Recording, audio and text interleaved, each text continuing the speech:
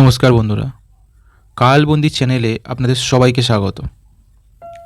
আজ আমরা আপনাদের নিয়ে যাব এক ঐতিহাসিক যাত্রায়। 1 শতক 2 শতক নয়, প্রায় 4 শতক আগের কথা, যখন আজকের এই ব্যস্ত কলকাতা শহর ছিল নিছকিয়া গণ্ড গ্রাম। সুতানুটি, গোবিন্দপুর আর কলকাতা, এই 3টি গ্রাম নিয়ে তৈরি হয়েছিল বর্তমান কলকাতা শহর।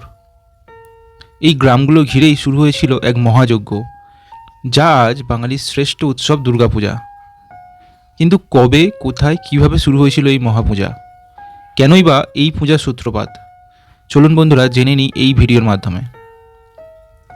বন্ধুরা, কলকাতার প্রথম দুর্গাপুজো নিয়ে আলোচনা করতে গেলে যে নামটি প্রথমেই উঠে আসে তা হলো সাবর্ণ রায়চৌধুরী পরিবার। এদের পারিবারিক উপাধি ছিল রায়চৌধুরী। তারা ছিলেন সুতানুটি, গোবিন্দপুর ও কলকাতা গ্রামের জমিদার।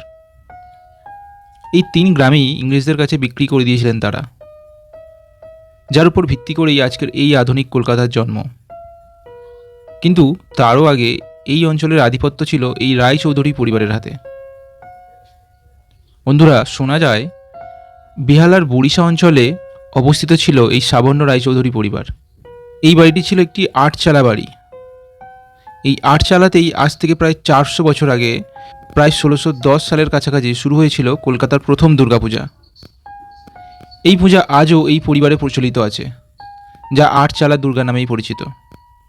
কিন্তু কেন এই পূজার সূত্রপাত হয়েছিল, এর পিছনে রয়েছে এক কিংবদন্তি। কথায় আছে, রায়চৌধুরী পরিবারের প্রতিষ্ঠাতা লক্ষ্মীকান্ত রায়চৌধুরী ছিলেন অত্যন্ত ধার্মিক ও প্রতাপশালী ব্যক্তি। একবার তিনি তার জমিদারির পরিদর্শনে বেরিয়েছিলেন।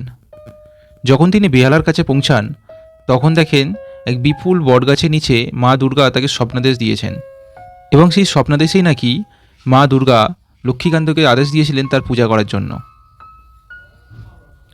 এছাড়াও ঐতিহাসিকদের মতে এই পূজার পিছনে একটি সামাজিক কারণও ছিল। রায়চৌধুরী পরিবার ছিল এই অঞ্চলের প্রতাপশালী জমিদার। তাদের এই পূজা শুরু করার উদ্দেশ্য ছিল জমিদারির প্রতিপত্তি এবং প্রভাব প্রদর্শন করা। এই সময় বাংলার বিভিন্ন জমিদার পরিবারে দুর্গাপুজোগুলি আড়ম্বরের সাথে অনুষ্ঠিত হতো, যা তাদের সামাজিক মর্যাদার প্রতীক ছিল। বন্ধুরা, এই পূজা ছিল অত্যন্ত আড়ম্বরপূর্ণ। জানা যায় সপ্তমী, অষ্টমী ও নবমীর দিন বহু দরিদ্র মানুষকে অন্নদান করা হতো। দূর দূর থেকে মানুষ আসতো এই পুজো দেখতে।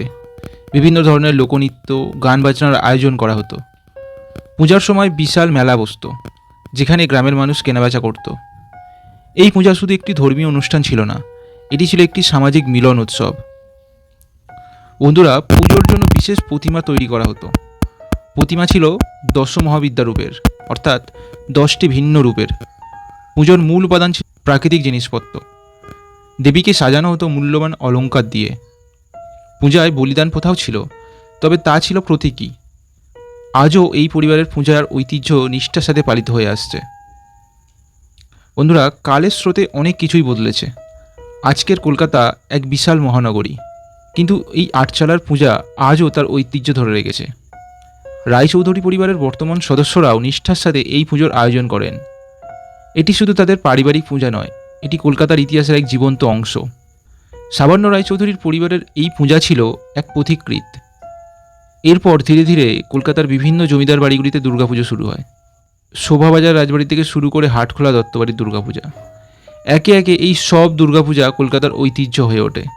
আর আজ কলকাতার দুর্গাপূজার এক অন্য রূপ নেয়। এই পূজা শুধু ধর্মীয় নয়, এটি বাঙালির শিল্প, সংস্কৃতি আর মিলনের উৎসব। সাবর্ণ রায়চৌধুরীর পরিবারের হাত ধরে যে বীজ রোপিত হয়েছিল, তা আজ মহীরূপে পরিণত হয়েছে। কলকাতার প্রথম দুর্গাপূজা শুধু একটি ইতিহাসের গল্প নয়, এটি বাঙালির সাংস্কৃতিক ঐতিহ্যের ভিত্তি। এই পূজা আমাদের মনে করিয়ে দেয় আমাদের শেকড়ের কথা, আমাদের ঐতিহ্যের কথা। আগামী বছরগুলোতেও এই পূজা আমাদের সংস্কৃতিকে সমৃদ্ধ করবে, এই আশা রাখি। বন্ধুরা, আজকে এখানেই শেষ করলাম। আপনাদের কী মতামত কমেন্টে অবশ্যই জানাবেন। ভিডিওটি লাইক করবেন, শেয়ার করবেন, আর যদি ভালো লাগে তো বন্ধুদের মধ্যে শেয়ার করবেন। ধন্যবাদ।